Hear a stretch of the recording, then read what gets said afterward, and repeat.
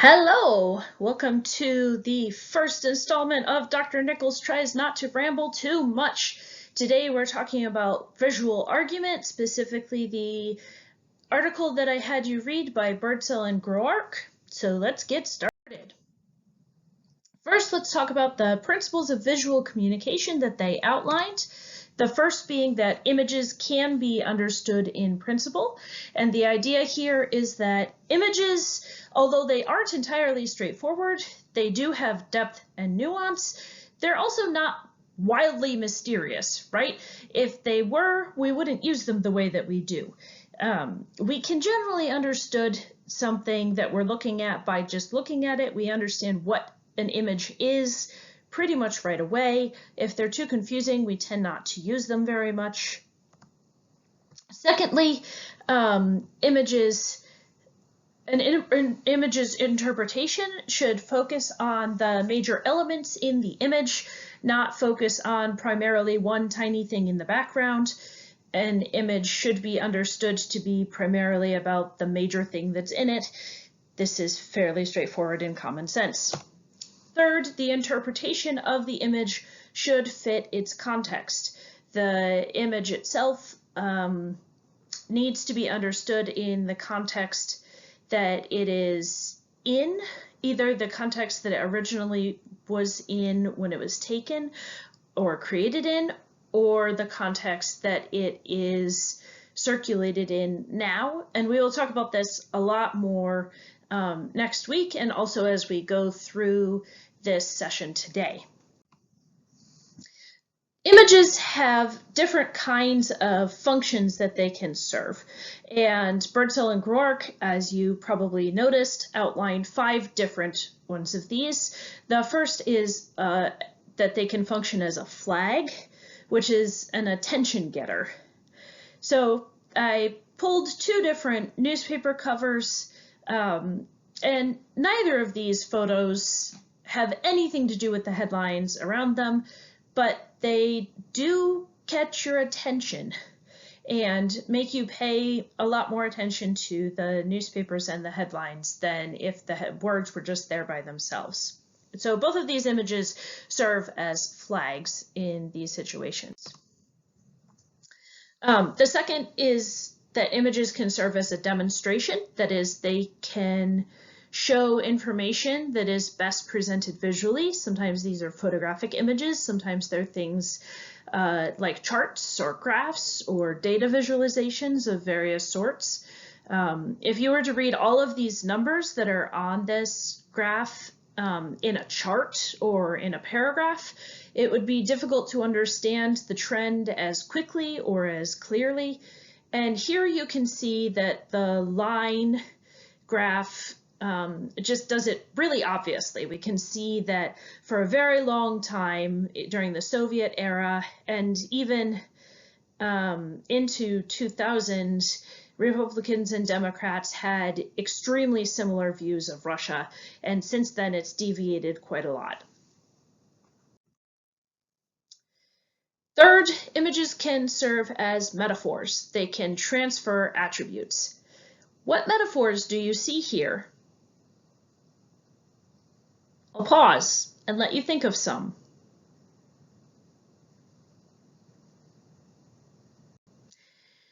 This, by the way, is from an official photo shoot that Putin, the president of a ginormous country, had done by official photographers. It's not photoshopped. He's really walking through a mountain stream in camel pants with a giant knife and no shirt. He did this on purpose. And he released this as like an official shot of him, one of his official press photos. So he is trying to represent himself in this light as a leader of his country. What traits is he trying to transfer from the atmosphere, from the kind of rugged terrain, to his leadership skills, do you think? Images can also function as symbols, culturally agreed upon shorthand. Does Obama equal hope? Really? I mean, he was hoping that we would come to think so, right? And he used this poster, famous poster that he had made for him, and he used it quite a lot, and it was central to his first campaign for president. But he was hoping that we would choose to let him stand for hope, right?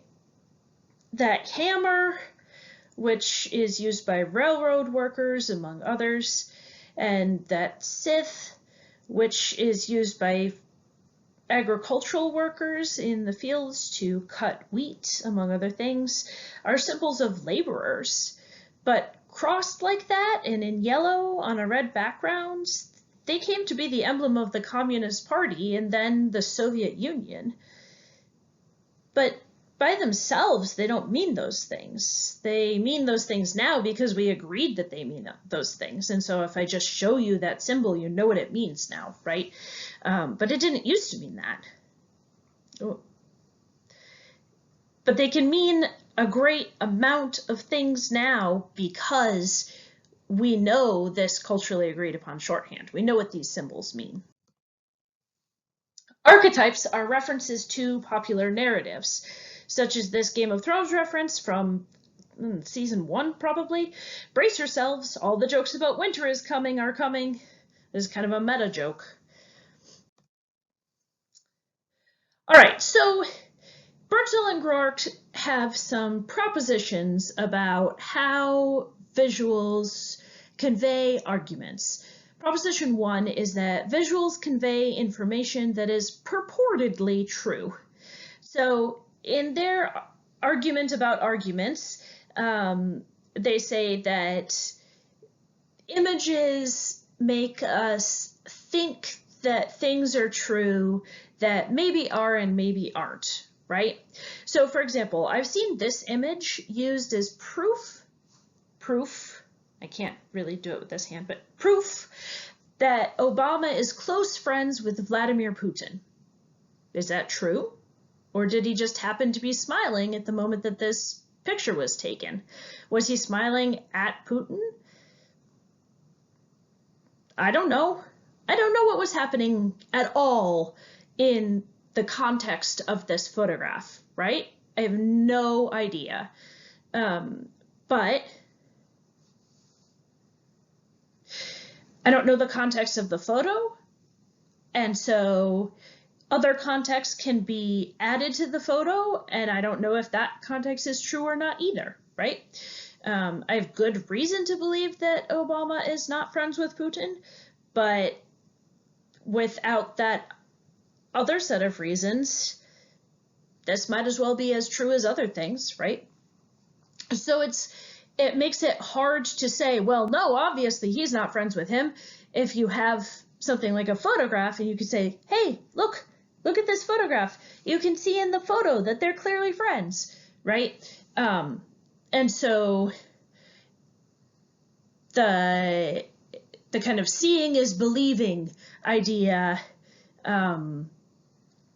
happens in photographs, and it's harder for us to think about whether this really is true or not and what other possibilities there might be to explain the thing that we are seeing right now. If we are given a context to imagine into an image, it is hard for us to unimagine that context back out and to imagine other contexts into it. Second, visuals convey complex and abstract relationships. So here's a true story, and this is why I put these two images here. When I lived in Russia, one day I was on my way to work and I noticed that the main Russian newspaper was running these two photos side by side on the front page of the newspaper. And the US and Russia were engaged in a military conflict at the time over a part of the country Georgia called South Ossetia, and over whether or not that part of Georgia could become its own country or not, and whether it could leave Georgia and become, actually, rather, whether it could leave Georgia and become part of Russia or not. And the US said no, and Russia said yes, and so there was a kind of small war going on about it. And the Russian newspaper ran these two images of the President of the United States and the Prime Minister of Russia side by side. So if you saw these two images of these two leaders of the two countries next to each other, what conclusions would you draw about their leadership?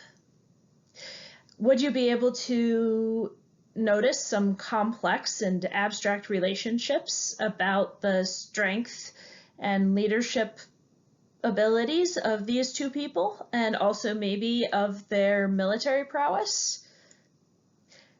I bet you probably could draw some conclusions. Third, let's talk specifically about how visuals act as arguments. So let's go back to this idea that they seem like or are treated like eyewitness testimony. So they make it seem like you were there. Your brain actually processes images like you were seeing things in real life. Camera technology is super new in the history of humans, right? Like, humans have been around for thousands and thousands and thousands of years. Cameras have been around for a little bit over 100. Well, like, let's see, we first got good camera technology, a little over 100.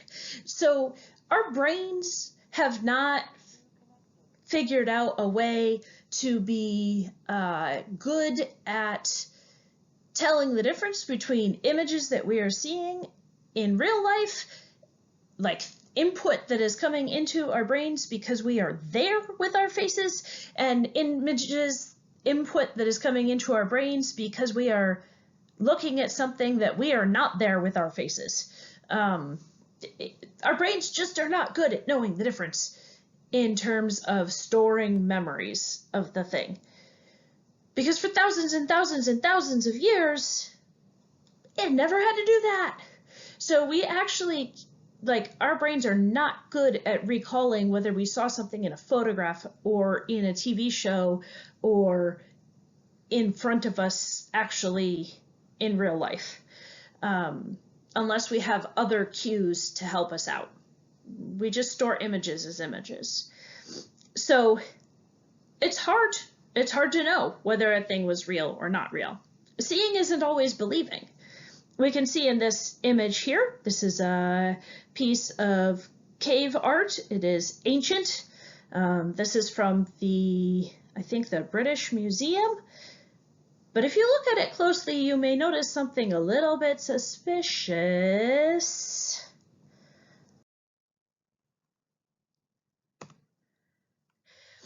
This is in fact a piece that Banksy, the now famous or infamous graffiti artist, installed in the British Museum without permission and without anyone noticing. And he copied the label style and ID number style, and he put it on the wall, and it stayed there for 3 days without anybody knowing.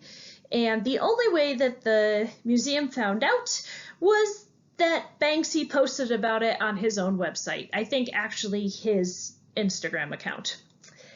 And the British Museum was all like, oh no. But they were British, so they said it in a fun accent, I guess. But they kept it anyway because they were like, well, it's on our property, so it's ours. So then they later displayed it on in their own collection of dissenting objects about dissent and protest around the world. But they didn't even notice for 3 whole days, and who knows how long it would have been there before anybody noticed at all that it wasn't supposed to be.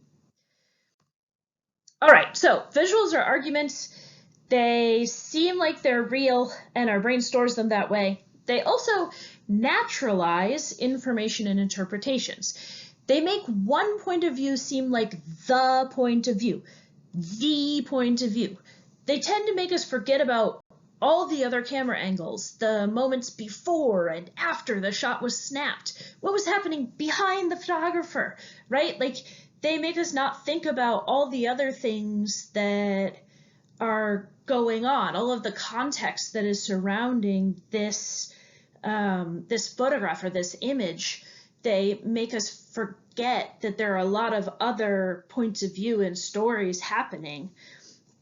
And it makes me think of this photo of a lot of journalists trying to take a photo of a garbage can fire to show that there was all sorts of vandalism happening in this place. But like, from this angle, it does not look like all sorts of vandalism, does it? It looks like all sorts of people trying to get a photo of one tiny fire in one tiny garbage can. And like, the disruption seems to be all of the journalist people, not the garbage can. Right? So a single photograph can be very powerful, but it also always is only a tiny piece of information, and it's often very hard to remember that you're only getting one piece of the story, and you don't know what else was happening all the way around, right? Visuals also both convey argument and are the subject of the argument. We usually can agree what an image is of without agreeing about what it means. If you took COM 100 with me, you will remember the phrase fact plus interpretation equals meaning. And we'll get into this point way more next week. But for now, let's focus on this. What meanings are conveyed by an image depend heavily on the context of the viewer. So like, is this brilliant, oops, I'm pointing the wrong way. Let's see. Is this a brilliant solution or a terrible failure? Depends. Depends on your context. We argue about what images mean all the time. We also can agree what is happening in an image. So we can have agreement about what is in an image while still disagreeing about what the image means. This is how images work. This is why images are interesting. This is why visuals as arguments are a really fascinating topic of study.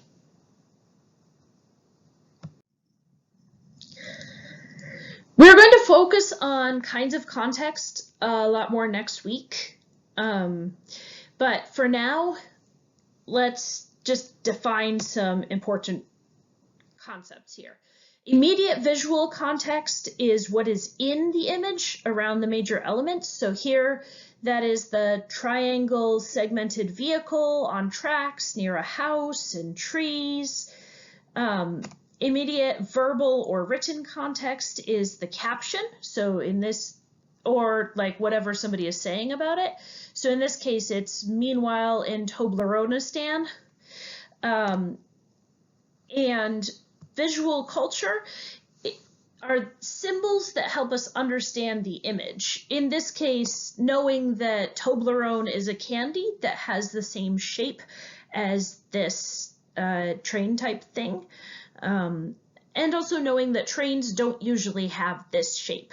So knowing that that's a very strange kind of shape to have for a train would be the visual culture that this is drawing on. So try to keep in mind these kinds of context for next week when we're working a lot more with context. All right, so now that you know a bunch of different ways to approach an image and do some analysis of it, use Bertil and Groark's principles of visual analysis to analyze your culturally important image. And that will be your engagement activity for this week. I have taken all these different principles that I've just gone through in the presentation and put them into questions for you in that assignment that you can apply to your image and do a kind of systematic analysis of the argument that is being made, the point of view that is being displayed, what information is being normalized, etc. So I hope that you have some fun with that you discover some interesting things, and I am excited to find out what you learn. Have a great time doing that. Let me know if you run into any trouble, and don't touch anyone's face.